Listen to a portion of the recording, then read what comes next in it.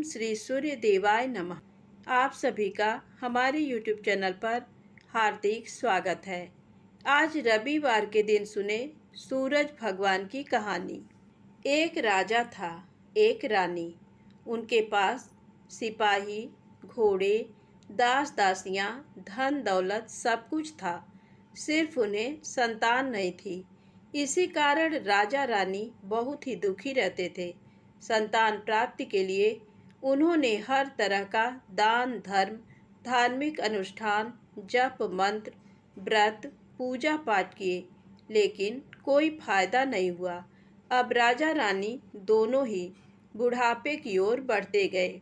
बुढ़ापे की ओर बढ़ते गए तो होता क्या है कि दोनों गहन सोच में पड़ गए। अब हमारे इतने बड़े राज्य का क्या होगा? कौन बनेगा इस राज्य का वारिस? कौन लेगा प्रजा की जिम्मेदारी? राजा रानी दिन रात इसी चिंता में घुलने लगे। उन्हें खाने पीने की भी सुध नहीं रहती। तो एक सुबह राजा के दरबार में एक साधु आता है। तो दासी रानी को इत्तिला करती है। तब वह दासी से कहती है, ये मेरा अंतिम दान धर्म है। इसके बाद मैं अपने हाथों से कोई दान धर्म नहीं करूँगी। रानी चावल भरा छाछ हाथ में लेकर बाहर आती है और साधु की झोली में भिक्षा डालने आगे बढ़ती है। तो उसके चेहरे पर छाई उद्विग्नता साधु की दृष्टि में आती है। वह उससे पूछता है, रानी साहिबा, क्या हुआ है? आप क्यों इतनी उदास हैं? तब रानी साधु को सारी हकीकत बताती है और सिसकने लगती है। उस पर वह साधु कुछ पल गंभीर हो जाता है और कहता है, चिंता मत करना रानी साहिबा, आपकी संतान की इच्छा पूरी हो जाएगी। आपकी कोख से एक पुत्र जन्म लेगा। मात्र वह 14 साल तक ही आप लोगों को मिलेगा। उसके आगे वह इस मृत्यु लोक में नहीं रह पाएगा। इससे बढ़कर आपको कुछ देना मेरे लिए संभव नहीं है। अपनी बात पूरी करते उसने अपनी झोली में हाथ डाला, थोड़ी सी भभूत निकालकर रानी को दी और कहा, आप और महाराज दोनों इसे बांटकर ग्रहण करना। तुम्हें जल्द ही पुत्र प्राप्ति होगी। इतना कहकर साधु अपनी राह चला गया। उसके जाने के बाद रानी सोचने लगी, 14 साल तो 14 साल ही सही, उतने समय के लिए हमें पुत्र मिलेगा, यही काफ़ी है। उतने साल तक मैं उसे जी जान से बड़ा करूँगी, उसे ढेर सारा प्यार दुलार दूँगी, अपनी संतान की मुराद पूरी करूँगी। उस रात अपना सारा राजकाज खत्म करके राजा जब रानी के महल में गए तो रानी ने राजा को सारी बात बताई और साधु की दी हुई भभूत राजा को दिखाकर बोली, साधु महाराज ने ये भभूत हम दोनों को ग्रहण करने को कहा है। राजा बोले, इतना दान धर्म किया, जप तप किया, कोई फल नहीं मिला। अब इस भभूत से हमें संतान प्राप्त होगी क्या? उस पर रानी बोली, जब इतना सब कुछ किया तो अब ये भी सही, खामख्वाह उस साधु के क्रोध को क्यों बुलावा दें। राजा को अब किसी पर विश्वास नहीं था, पर रानी को दुख न पहुँचे इसलिए वह राजी हो गया। राजा रानी दोनों नहाते धोते हैं, फिर अपने भगवान का नाम स्मरण करते हैं, अपने पुरखों को स्मरण करते हैं और उस साधु महाराज का नाम स्मरण करके वह भभूत बांटकर दोनों खाते हैं। उसके बाद दोनों निश्चिंत होकर सो जाते हैं। तो कुछ दिन गुजर जाते हैं और साधु द्वारा कहे अनुसार रानी गर्भवती हो जाती हैं। उस पर राजा रानी दोनों की खुशी गगन में नहीं समाती। राजा रानी से बोला, महारानी, सचमुच साधु महाराज की कृपा हो गई। तो 9 माह 9 दिन और 9 घंटे पूरे होकर रानी ने एक सुंदर गोरे चिट्टे पुत्र को जन्म दिया। राजा ने बड़ी धूमधाम से पुत्र का नामकरण किया। सारे राज्य में 8 दिन तक अन्न संतर्पण रखा, उत्सव मनाया गया। अब पुत्र की कुंडली देखने के लिए राज्य के सबसे विद्वान पंडित जी को बुलाया। तो कुंडली देखकर पंडित जी बड़े चिंतित हो गए। कहने लगे, महाराज, हमारा राजपुत्र सिर्फ 14 साल तक हमारे पास रहेगा। राजा को इस बात की भनक थी ही, रानी को भी। साधु महाराज की बात याद थी। दोनों चुप रह जाते हैं। उसके बाद राजा और रानी बड़े प्यार से बेटे की परवरिश करते हैं, उसकी हर ख्वाहिश पूरी करते हैं। थोड़े समय के लिए ही सही, भगवान ने संतान की अपनी मुराद पूरी कर दी। इससे वे समाधान मानते हैं। राजपुत्र दिन प्रतिदिन बड़ा होता है। जब वह 7 साल का हो जाता है तो राजा एक अच्छे गुरु की नियुक्ति करके उसे पढ़ाई लिखाई, राजशास्त्र, शस्त्र विद्या, घुड़सवारी इत्यादि 12 विद्याओं का शिक्षण देते हैं। जब वह सब शास्त्र विद्या में पारंगत हो जाता है और 12 साल की उम्र का हो जाता है, तब एक अच्छी सी राजकन्या खोजकर उसकी शादी कर देते हैं। तो 2 और साल बीत जाते हैं। बेटा 14 साल का हो जाता है। एक दिन राजपुत्र राजा से बोलता है, पिताजी, मैं अपना सारा राज्य घूमकर देखना चाहता हूँ। आज तक मैंने सिर्फ इस रजवाड़े के अतिरिक्त कुछ नहीं देखा है। बेटे की बात सुनकर राजा चिंतित हो जाता है, क्योंकि पुत्र को 14वां साल शुरू हुआ था। अब कोई अनहोनी होने का वक्त नज़दीक आ पहुंचा था, लेकिन राजा ये सब बातें पुत्र को बता नहीं सकता था। वह क्या करता है कि चेहरे पर खुशी लाकर बेटे से कहता है, हाँ हाँ, जरूर जाओ बेटा, तुम्हें अपना सारा राज्य घूम कर देखना चाहिए। कहाँ क्या है ये सब जानना चाहिए। कल मेरे बाद तुम्ही को तो राजा बनना है। मात्र एक बात का ध्यान रखें, तुम जहाँ जा रहे हो, क्या कर रहे हो, ये बात अपनी पत्नी को नहीं बताना। पुत्र कहता है, ठीक है पिताजी, आपने जो कहा है मैं वैसा ही करूँगा।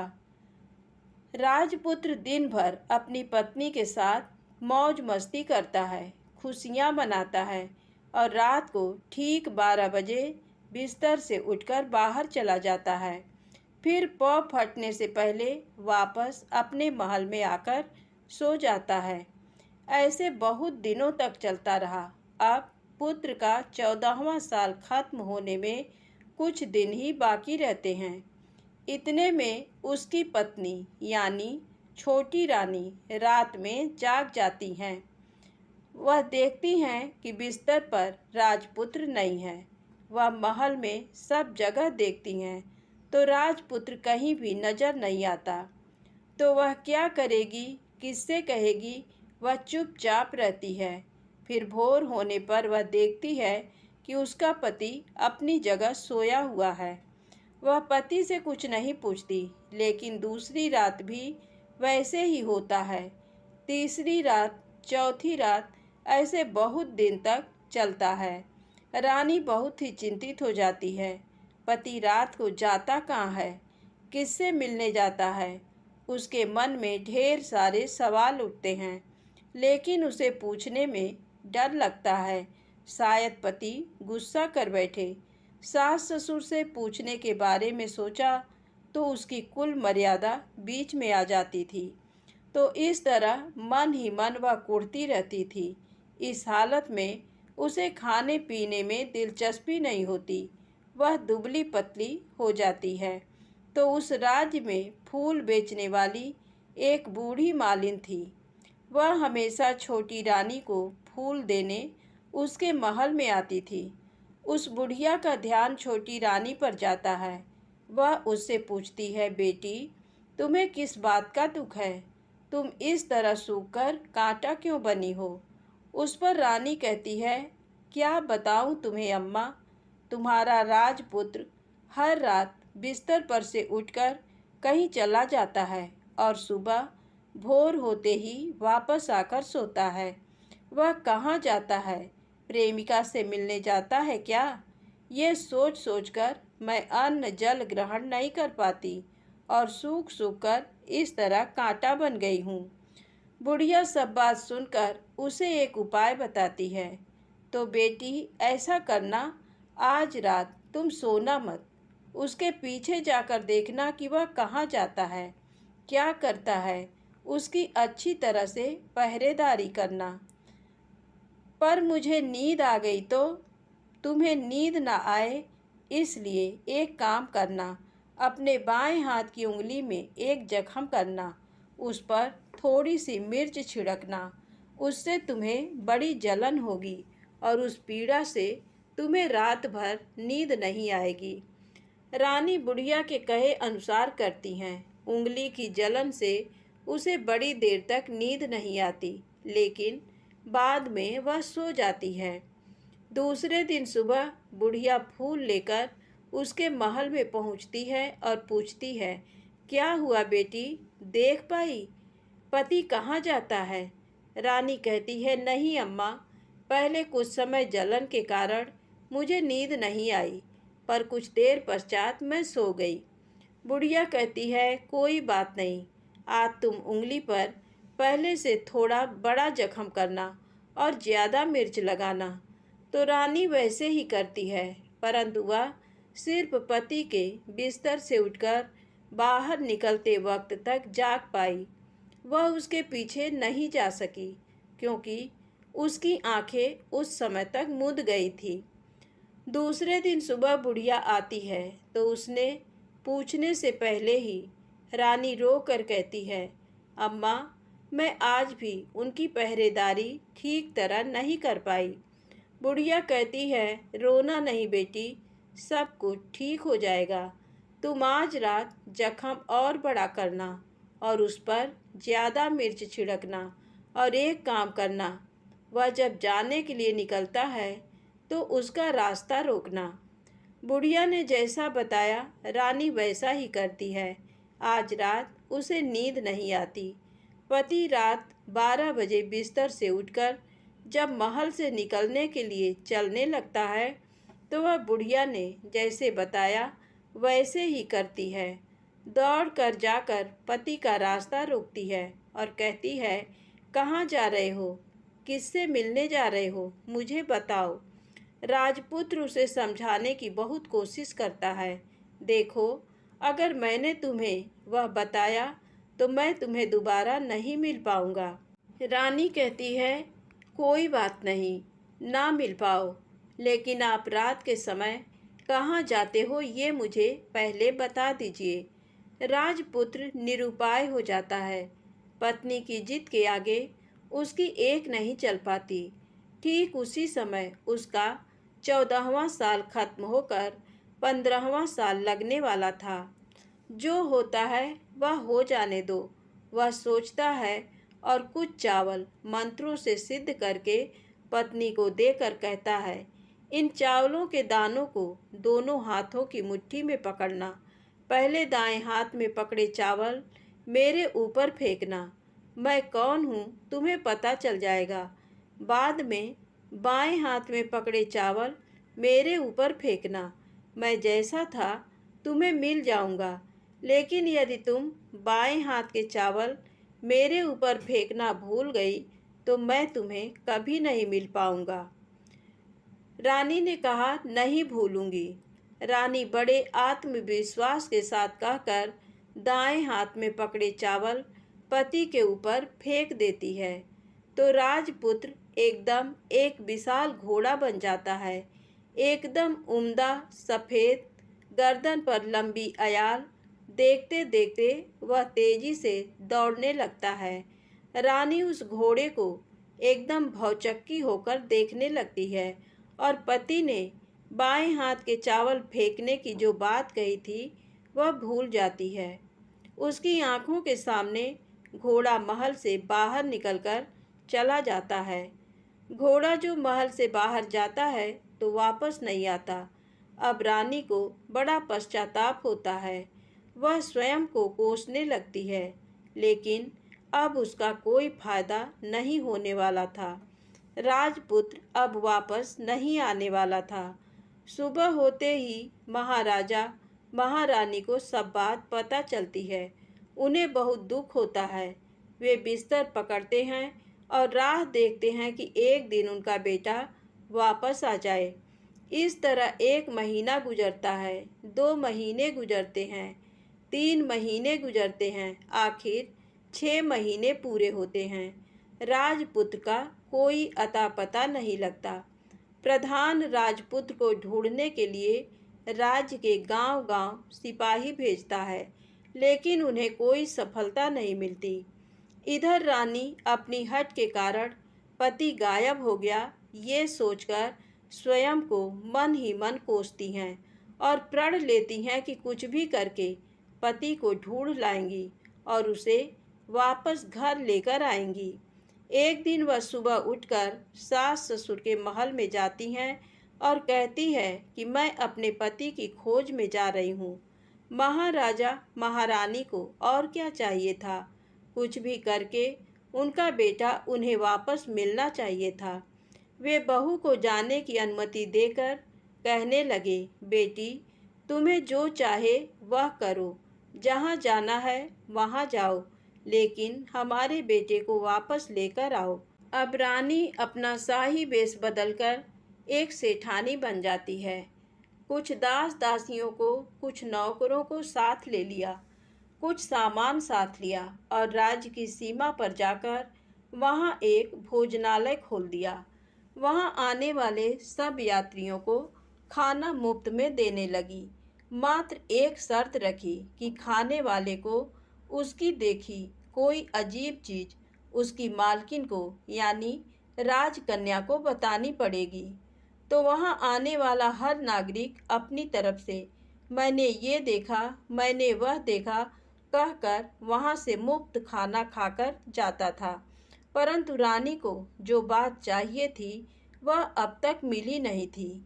ऐसे ही कुछ दिन बीत गए तो इधर क्या होता है कि रानी के महल में फूल लेकर जाने वाली बुढ़िया के एक बेटा और बहू थे। उनका एक छोटा बेटा था, यानी बुढ़िया का एक पोता था। तो बेटा और बहू सुबह काम के लिए निकलते थे तो पोते को संभालने की जिम्मेदारी बुढ़िया पर रहती थी। बुढ़िया दिन भर पोते को संभालती थी। एक दिन बुढ़िया को पान खाने की आदत थी तो पान लगाने के लिए चूना चाहिए था। वह उसे तैयार करने के लिए सीपियाँ लेकर आई। इन सीपियों को भूनने के लिए गोबर के कंडे चाहिए थे। कंडे इकट्ठा करने के लिए वह बांस की टोकरी लेकर चरवाहे के मैदान में गई। वहाँ बहुत सारे कंडे थे। उन्हें जमा करते करते उसे घर आने में अंधेरा हो गया। इस ओर शाम होते ही काम से वापस बेटा बहू घर पहुँचे तो देखा कि बच्चा घर पर अकेला है और रो रहा है। वे दोनों गुस्से से लाल पीले हो गए। इतने में बुढ़िया घर आ पहुँची। बेटा ने पूछा, पोते को घर अकेला छोड़कर कहाँ गई थी? बुढ़िया बताने लगी कि मैं गोबर के कंडे इकट्ठे करने गई थी। इस पर बेटा बोला, दोबारा बच्चे को अकेला घर पर छोड़कर यदि कहीं गई तो मैं तुम्हें बहुत पीटूंगा। बुढ़िया कहने लगी, नहीं बेटा, फिर कभी ऐसा नहीं करूँगी। लेकिन दूसरे ही दिन बुढ़िया वह बात भूल गई और फिर चरवाहे के मैदान पर कंडे इकट्ठा करने चली गई। शाम को जब बेटा बहू काम से वापस लौटे तो देखते हैं कि बच्चा घर पर अकेला है और रो रहा है। अब उसके बेटे की सहन शक्ति खत्म होने लगी और बुढ़िया के वापस आने पर उसे घर से निकाल दिया। बुढ़िया रात भर घर के बाहर अंधेरे में बैठी रही और सुबह होते ही हाथ में टोकरी लेकर कंडे इकट्ठा करने के लिए निकल गई। उस दिन उस पर कंडे इकट्ठा करने का मानो पागलपन सवार था। कंडे इकट्ठा करते करते कब अंधेरा छा गया उसे मालूम ही नहीं चला। उसे जब ध्यान आया तो गांव का रास्ता भी ठीक तरह से दिखाई नहीं दे रहा था। वह अंधेरे में आंखें फाड़कर देखती देखती किसी तरह आगे निकल पड़ी। तो होता क्या है कि एक कपिला गाय छन छन की आवाज़ करते, गले की घंटी बजाते ठुमक कर उस मैदान पर आ गई। उसे देखकर बुढ़िया सोचने लगी कि इस गाय के पीछे पीछे जाऊंगी तो गांव तक पहुंच जाऊंगी। तब बुढ़िया उसके पीछे पीछे जाने लगी। वह गाय क्या करती है कि उस मैदान से लेकर एक एक करके 6 मैदान पार करती है। आखिर में वह 7वें मैदान पर पहुंचती है। तो वहाँ क्या होता है कि उस मैदान पर एक बड़ा सा पत्थर है। गाय जाकर उस पत्थर को अपना सींग मारती है। सींग मारा तो वह पत्थर दूर हट गया और पाताल में नीचे जाने की सीढ़ियाँ दिखाई देने लगी। तब वह गाय उन सीढ़ियों से नीचे जाने लगी। बुढ़िया वह सब देखती रही और झट जाकर गाय की पूंछ को पकड़ लिया। पूंछ पकड़कर वह गाय के साथ नीचे पाताल में पहुंच गए। पाताल में पहुंचते ही तुरंत गाय की पूंछ छोड़ दी और इधर उधर देखने लगी। वहीं से बुढ़िया ने देखा कि पाताल में सब जगह जगमगाहट है। दिया दीप जलते हैं और तेज रोशनी गाय के ऊपर पड़ती है और वहाँ अद्भुत घटनाएं घटने लगीं। गाय के नीचे जाते ही उसके गले में अपने आप सांकल पड़ गई और छम छम करके कोई दुधाड़ी में गाय का दूध दूहने लगी। लेकिन जो भी कोई वह कर रहा है वह मात्र दिखाई नहीं दे रहा। बुढ़िया बहुत घबरा गई, कहाँ आकर फंस गई। वह सोचने लगी और यहाँ वहाँ छिपने के लिए जगह ढूंढने लगी, लेकिन उसे कहीं भी जगह नहीं मिली। हर जगह उजाला ही उजाला था। तो वह यूं एक कोनों में खड़ी रह गई और जो कुछ सामने हो रहा था उसे चुपचाप देखने लगी। कुछ पल के बाद वहाँ झट से एक उम्दा सफ़ेद घोड़ा आया। वहाँ 2 कुंड थे। उसमें से एक कुंड में उस घोड़े ने छलांग लगाई और ऊपर आ गया। अब उसे राजपुत्र का रूप प्राप्त हो गया। राजपुत्र बनने के बाद उसने दूसरे कुंड के पानी में स्नान किया। वहाँ रखे नए कपड़े पहने हैं। नज़दीक ही एक सुंदर पलंग था। उस पर आकर वह बैठ गया। उसके सामने अपने आप 5 पकवानों की थाली आ गई। दूध की एक प्याली आ गई। 5 सुपारी आ गए। उसके सामने एक दिया जलता रहा। राजपुत्र ने खाना खाया, दूध पिया, 5 सुपारी खाया और बिस्तर पर लेट जाने से पहले सूर्य देव का स्मरण करके सामने जलते दिए से पूछा, दिए दिए दीपंकर, मेरे माता पिता क्या कर रहे हैं? दिया बताने लगा, बेटे के शोक में डूबे हैं। राज्य कौन संभाल रहा है? राज्य प्रधान संभालता है। मेरी पत्नी क्या करती है? उसने चौराहे पर भोजनालय शुरू किया है और आते जाते लोगों से वह नई खबर के बारे में पूछती है। दिए के ये कहते ही राजपुत्र कहने लगा, ठीक है। उसके बाद वह सो गया। बुढ़िया कोने में खड़ी रहकर ये सब देखती रही। ऐसी अद्भुत घटना उसने जिंदगी में पहली बार देखी थी। उसे अंदर ही अंदर चुलबुलाहट होने लगी। वह अपनी भूख प्यास भूल गई और आगे क्या होता है कि उसे उत्सुकता से देखने लगती है। लेकिन उसके बाद और कुछ घटनाएं नहीं घटती। रात गुजर गई और सुबह हो गई। सुबह होने पर पलंग पर सोया राजपुत्र उठा और फिर से पहले वाले कुंड में छलांग लगाई। तो अब वह फिर से घोड़ा बनकर कुंड से बाहर आ गया। बाहर आते ही वह तेजी से उस पाताल नगरी से बाहर निकल गया। लेकिन वह कहाँ गया, बुढ़िया को कुछ पता नहीं चला। उसके बाद पिछली रात की तरह कोई उस गाय का छम छम करके दूध दोहने लगा। जैसे ही दूध दुहाना खत्म हुआ, उसके गले की सांकल अपने आप खुल गई और वह गाय तेजी से ऊपर जाने वाली सीढ़ियाँ की ओर भागने लगी। गाय को दौड़ते देखकर बुढ़िया सोचने लगी, अब गाय के साथ यहाँ से ऊपर जाना ही समझदारी है, नहीं तो कोई मुसीबत आकर मेरे ऊपर टपक जाएगी। झट से उसने गाय की पूंछ पकड़ ली और गाय के साथ ऊपर आ गई। गाय जब ऊपर मैदान में पहुंची तो उस सुरंग का रास्ता अपने आप बंद हो गया और उसके मुंह पर एक बड़ा सा पत्थर पूर्ववत खड़ा हो गया। ऊपर आकर वह गाय जंगल की ओर निकल गई। इधर बुढ़िया एकदम बावली सी हो गई। उसने पाताल नगरी में जो कुछ देखा वह जल्द से जल्द किसी को बताने के लिए उतावली हो उठी। उसे एकदम याद आया कि नगर की सीमा पर कोई औरत भोजनालय चलाती है और नई बात बताने वाले को अच्छा खाना पीना मुफ्त में देती है। वह सोचने लगी कि क्यों न मैं ये बात उस औरत को जाकर बताऊं। यदि उसे ये बात पसंद आ गई तो बाकी जीवन खाने पीने की झंझट से मुक्ति मिलेगी।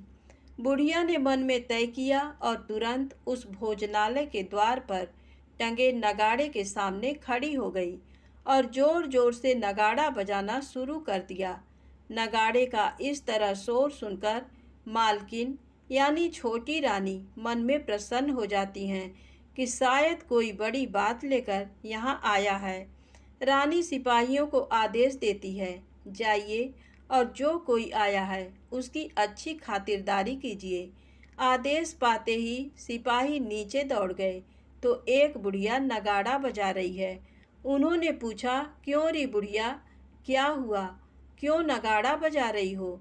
बुढ़िया बोली, कुछ नहीं बेटा, यहाँ खाना मिलता है ना, इसलिए आई हूँ। खाना चाहिए, मिलेगा, लेकिन तुझे कोई नई बात बतानी पड़ेगी। हाँ बताऊंगी, एक बात मालूम है मुझे। इस पर सिपाही उसे अंदर लेकर आए। उनको मालकिन का आदेश था कि जो कोई बूढ़ा बुजुर्ग वहाँ आए उनके साथ अच्छी तरह पेश आना, उनका अच्छा आदर आतिथ्य करना। तो सिपाही ने उस बुढ़िया का भरपूर आदर आतिथ्य किया। उसे बड़ी सी थाली भरकर व्यंजन परोसते हैं। बुढ़िया कुछ दिनों से भूखी थी, वह खाने पर टूट पड़ी। खाना खाने के बाद सिपाही ने उसे नई साड़ी पहनने को दी। उसके बाद उसे लेकर रानी के पास आए। बुढ़िया और रानी ने तुरंत एक दूसरे को पहचान लिया। बुढ़िया बोली, बेटी तुम? और रानी बोली, अम्मा तुम? बड़ी देर तक दोनों भांति भांति की बातें करती रहीं। आखिर कुंवरनी बुढ़िया से कहने लगी, अम्मा अब बताओ तुमने क्या नई बात देखी है? नई बात? मैंने कोई नई बात देखी नहीं है। वह तो मेरे पास तुम्हें देने के लिए खाने के पैसे नहीं थे, इसलिए मैंने झूठ कहा और नगाड़ा बजाया। रानी ने कहा, अम्मा घबराना नहीं, मैं किसी को तुम्हारा नाम नहीं बताऊंगी। फिर भी बुढ़िया मैंने क्या देखा, कब देखा करके आनाकानी करने लगी। इस पर कुंवरनी ने उससे कहा, देखो अम्मा, यदि तुमने मुझे वह नई बात बताई तो जिंदगी भर मैं तुम्हारी देखभाल करूंगी और तुम्हें रानी माता की तरह रखूंगी। अब बुढ़िया बताने को तैयार हो गई। उसने जो कुछ उस चारागाह वाले मैदान पर देखा था वह सब कुछ कुंवर रानी को बता दिया। बुढ़िया की वे बातें सुनकर कुंवरनी को यकीन हो गया कि वह राजपुत्र उसी का पति है। वह तुरंत बुढ़िया से कहने लगी, अम्मा मुझे उस जगह पर ले चलो। नहीं बेटी, वह पाताल राज्य है, सांप है। यदि किसी ने तुम्हें देख लिया तो तुम्हारी जान खतरे में पड़ सकती है। लेकिन रानी उसकी एक भी नहीं सुनती। उसे उस जगह ले जाने के लिए हठ करने लगी। आखिर में बुढ़िया ने उसका कहना मान लिया और कहने लगी, ठीक है, मैं तुम्हें वहाँ लेकर चलती हूँ, पर आज नहीं कल। वहाँ जाना है तो शाम को ही जाना होगा। तो दूसरे दिन दोपहर को रानी बुढ़िया के साथ उस मैदान पर गई और एक जगह छुपकर गाय के आने की राह देखने लगी। दिन ढलते ही अंधेरा घेरने लगा और गाय हमेशा की तरह वहां आ गई। मैदान के उस कोने में जाकर उसने पत्थर पर सींग मारा तो झट से पत्थर हटकर वहां सुरंग में जाने का रास्ता खुल गया। गाय उस रास्ते से नीचे उतरने लगी तो बुढ़िया रानी से कहने लगी, जल्दी आगे बढ़ो, हम गाय की पूंछ पकड़कर नीचे उतरेंगे। तो दोनों गाय की पूंछ पकड़कर नीचे उतर गईं। बुढ़िया पहले जिस कोने में छिपी थी उस कोने में छिप गई। अब नीचे सब कुछ पहले जैसा घटित हो रहा था। गाय के गले में अपने आप सांकल पड़ गई। कोई अदृश्य रूप से उसका दूध दूहने लगा। एक सफ़ेद उम्दा घोड़े ने आकर एक कुंड में छलांग लगाई तो राजपुत्र के रूप में ऊपर आया। वह राजपुत्र दूसरे कुंड में नहाने लगा। बाद में उसके सामने खाने की थाली आ गई, दूध की प्याली आ गई, पान बीड़ा आ गया। राजपुत्र सब ग्रहण करके सोने के लिए पलंग पर गया तो सोने से पहले सूर्य देव का स्मरण करके वह दिए से पूछने लगा, दिए दिए दीपंकर, मेरे माता पिता क्या कर रहे हैं? तो दिया कुछ जवाब नहीं देता बल्कि वह बुझने लगता है। तब राजपुत्र को कुछ अघटित हुआ है इसका संदेह हो गया है। वह उदास हो गया और जो कुछ हुआ है वह हो जाने दो ऐसा सोचकर सोने के लिए बिस्तर पर लेट गया। अब रानी का संयम छूट गया। वह दौड़कर पति के पास गई और उसके पैर पकड़ने के लिए आगे बढ़ने लगी। राजपुत्र तुरंत ही पत्नी को पहचान गया। वह झट से पीछे हट गया और चिल्लाने लगा, नहीं नहीं, मुझे मत छूना, सर्वनाश हो जाएगा। रानी दोनों हाथ जोड़कर पति से अपनी भूल स्वीकार करने लगी। स्वामी, मुझसे भूल हो गई। मुझे आपसे नहीं पूछना चाहिए था कि आप रात को कहाँ जाते हो। मैं अपनी भूल स्वीकार करती हूँ। मुझे मेरी भूल की सज़ा मिल गई है। अब आप घर चलें। आपके वियोग में आपके माता पिता ने बिस्तर पकड़ लिया। आपकी प्रजा भी बहुत दुखी है। उस पर राजपुत्र कहने लगा, वही तो एक बार तुम गलती कर बैठी हो, अब दोबारा मत करना, नहीं तो अब मैं तुम्हें जो दिख रहा हूँ वो अभी नहीं दिखूँगा। रानी अब विलाप करने लगी, जोर जोर से जमीन पर सिर पटकने लगी। राजपुत्र के मन में उसके प्रति दया उत्पन्न हो गई।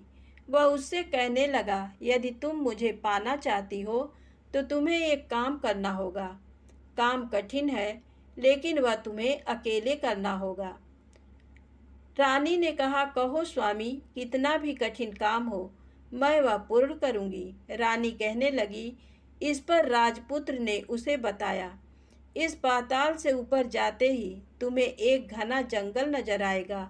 ऐसे 6 जंगल पार करने के पश्चात 7वां जंगल मिलेगा। वह जंगल सबसे घना है। उस जंगल में बीचों बीच एक पीपल का पेड़ है। उसके आसपास की जगह पत्ते, फंदे, जटाएं, कांटे इत्यादि से ढक चुकी हैं। वहाँ बाघ, शेर, भालू, सांप सभी धमा चौकड़ी बैठती है। तुम्हें उन सबको भगाकर वह जगह साफ करनी है। उसको गोबर से लिपाई करके पवित्र बनाना है, रंगोली से सजाना है। उसके बाद वहाँ धूप, कपूर, अगरबत्ती जलानी है। फूल, कुमकुम से पेड़ की तने की पूजा करनी है। दूध दही से बने चावल का भोग चढ़ाना है। ये सब तुम्हें दोपहर को 12 बजने के पहले करना है। 12 बजने के समय तुम्हें उस जगह पर बैठकर सूर्य भगवान का ध्यान करना है।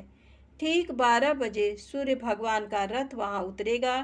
वे वह सब देखकर खुश हो जाएंगे और कहेंगे, जिस किसी ने ये सब किया है उसे मैं मनचाहा फल दूंगा। तो तुम सामने जाकर उसके रथ का दाहिना घोड़ा मांगना, मैं तुम्हें मिल जाऊंगा। इतनी बात कहकर राजपुत्र अपने पलंग पर सो गया और छोटी रानी भोर होने की राह देखने लगी। भोर होते ही वह बुढ़िया के साथ गाय की पूंछ पकड़कर ऊपर आ गई। ऊपर आने के बाद वह बुढ़िया से कहने लगी, अम्मा, अब मैं अकेले ही आगे जाऊंगी, तुम भोजनालय वापस जाओ। वह जंगल में जाकर राजपुत्र की बताई जगह ढूंढने लगी और स्वयं आरी से वह जगह साफ कर दी। बाद में राजपुत्र ने जैसे बताया वैसी लिपाई पुताई करके वापस आ गई। दूसरे दिन पौ फटने से पहले उठी और जंगल में उस जगह पहुंची। वहां जाकर इत्र, गुलाब का पानी छिड़क कर वह जगह सुगंधित की। धूप अगरबत्ती जलाकर उसे पवित्र किया और पूजा की। सब सामग्री वहां तैयार रखकर सूर्य भगवान का ध्यान करने बैठ गई। जैसा कि पति ने बताया था, दोपहर को ठीक 12 बजे सूर्य भगवान का रथ उस पीपल के पेड़ पर आकर रुका है। सूर्य भगवान ने जब रथ से नीचे देखा तो सुगंधित वातावरण देखकर वे बहुत प्रसन्न हो गए। फिर वे बोले, जिस किसी ने ये काम किया है वह यहाँ आकर आज मुझसे कुछ भी मांगे, मैं उसे दे दूंगा। रानी ने जब ये शब्द सुने तो बिना समय गंवाए दौड़कर उनके सामने आ गई और उनको साष्टांग नमस्कार करके बोली, भगवान, वह मैं ही हूँ, मैंने ही ये जगह साफ की है। अच्छा, तो तुम्हें जो चाहिए वह मांगो। भगवान, मुझे मुझे आपके रथ का दाहिना घोड़ा चाहिए। सूर्य भगवान बोले, नहीं नहीं, मैं तुम्हें और कुछ भी दे सकता हूँ, लेकिन ये घोड़ा नहीं दे सकता। मेरे रथ के 12 घोड़े हैं, तुम चाहो तो कोई और घोड़ा मांग लो, लेकिन ये दाहिना घोड़ा नहीं, वह मैं तुम्हें नहीं दे सकता। छोटी रानी एक नहीं सुनी, वह सूर्यदेव से एक ही बात कह रही थी, वही दाहिना घोड़ा दे दीजिए, नहीं तो मैं आपके पैरों में गिरकर अपनी जान दे दूंगी। अब सूर्यदेव धर्म संकट में पड़ गए।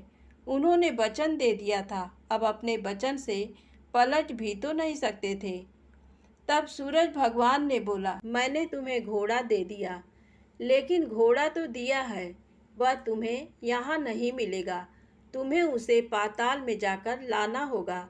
रानी बोली, पाताल में ही क्या भगवान, मैं उन्हें पाने के लिए कहीं भी जा सकती हूँ। रानी को वचन देकर सूर्यदेव अपने मार्ग चले गए और इधर रानी जंगल से अपने भोजनालय में आ गई। फिर वह बुढ़िया को लेकर उस मैदान पर आ गई। जल्दी ही शाम हो गई। शाम होते ही वहाँ वह गाय आ गई और उसने सींग मारकर सुरंग का पत्थर हटाया तथा नीचे उतरने लगी। रानी और बुढ़िया जल्दी जल्दी उसकी पूंछ पकड़कर नीचे उतर गईं। नीचे पाताल में सब घटनाएं पहले की तरह ही घटने लगीं। घोड़े का एक कुंड में नहाकर राजपुत्र बन जाना, नहा धोकर पलंग पर जाकर बैठना, तो उसे खाने की थाली, दूध की प्याली आना, पान बीड़ा आना। लेकिन आज एक बात नई घटी। आज 2-2 थाली, 2-2 दूध की प्याली, 2-2 पान बीड़े उसके सामने आए। वह कुछ नहीं बोला। अपने हिस्से की थाली खाकर, दूध पीकर और पान बीड़ा चबाकर वह सोने चला गया और हमेशा की तरह दिए से पूछने लगा, दिए दिए दीपंकर, मेरे माता पिता क्या करते हैं? दिया ने बताया, वे दोनों तुम्हारे शोक से मरने की स्थिति में पहुंच गए हैं। ऐसा झट से उसकी आंखों से आंसू टपकने लगे। फिर वह पूछने लगा, दिए दिए दीपंकर, मेरा राज्य कौन चला रहा है? तुम्हारा राज्य प्रधान चला रहा है और वह सब कुछ हड़प चुका है। वह प्रजा पर बहुत अत्याचार कर रहा है। सुनकर राजपुत्र को बहुत गुस्सा आया। वह गुस्से से अपनी मुट्ठी भींचने लगा। अब वह पूछने लगा, दिए दिए दीपंकर, मेरी पत्नी क्या कर रही है? अब दिया कुछ नहीं बोला, चुप रहा। अब रानी का संयम जवाब दे गया। वह दौड़कर पति के गले लग गई। अब मैं तुम्हें मिल गया, राजपुत्र कहने लगा। सच कहते हो, अब आप फिर से घोड़ा तो नहीं बनेंगे? नहीं, दोबारा घोड़ा नहीं बनूंगा। तुमने जो इतने सारे कष्ट उठाए हैं मुझे पाने के लिए, इसलिए सूर्यदेव ने मुझे सदा के लिए घोड़े के जन्म से मुक्त कर दिया है। राजपुत्र ने बड़े प्यार से कहा और उसे गले लगाया, उसके आंसू पोंछे। कुछ देर पश्चात भोर हो गई तो गाय की श्रृंखला टूटकर वह ऊपर भूलोक जाने लगी। रानी, राजपुत्र और बुढ़िया उसकी पूंछ पकड़कर ऊपर आ गए। ऊपर आने पर वे सीधे भोजनालय में पहुँचे। वहाँ का सब सामान लोगों में बांट दिया और उसको ताला लगाकर अपने राज्य में लौट गए। राजपुत्र वापस आता और उसके तेवर देखकर प्रधान घबरा गया। राजपुत्र ने उसे बंदी बनाकर कैद खाने में डाल दिया और राज्य की बागडोर अपने हाथ में ले ली। उसके बाद वह अपने माता पिता को मिलने उनके महल में गया। तब राजपुत्र क्या देखता है कि उसके माता पिता उसके शोक में अस्थिपंजर बने हुए हैं। पुत्र को वापस आया देखकर मरणासन्न राजा रानी की आंखों से टप टप आंसू बहने लगे। इन दोनों ने पुत्र को गले लगाया, उसे प्यार से सहलाया। इतना होने के बाद उनके सेहत में एकदम सुधार आने लगा। वे अब बिस्तर से उठकर बैठ गए हैं, पुत्र को आशीष देने लगे। राजपुत्र के आने की खबर तुरंत राज्य भर में फैल गई। प्रजा खुशी से फूली नहीं समाई। प्रजाजन राजमहल के सामने इकट्ठे हो गए। राजपुत्र ने भी उन्हें दर्शन दिए और आज से उन्हें कोई दुख नहीं पहुंचाएगा, ऐसा वचन भी दिया। अब राजा अपने पुत्र का राज्याभिषेक करके उसे सिंहासन पर बिठाता है और बहू को महारानी का दर्जा देता है और स्वयं अपनी पत्नी के साथ ईश्वर स्मरण करते खुशी से दिन बिताता है। महाराजा बना राजपुत्र अच्छी तरह से राज्य चलाने लगा और अपनी पत्नी के साथ सुख शांति से जीवन बिताने लगा। उस बुढ़िया को रानी ने अपने पास ही रख लिया। उसकी अच्छी तरह से देखभाल करने लगी। बुढ़िया और उसके बुढ़ापे के दिन खुशी से गुजरने लगे। कहानी समाप्त होती है। दोस्तों, यदि आपको कहानी अच्छी लगी हो तो कृपया मेरे चैनल को लाइक सब्सक्राइब अवश्य करें। प्रेम से बोलें सूरज भगवान की जय हो।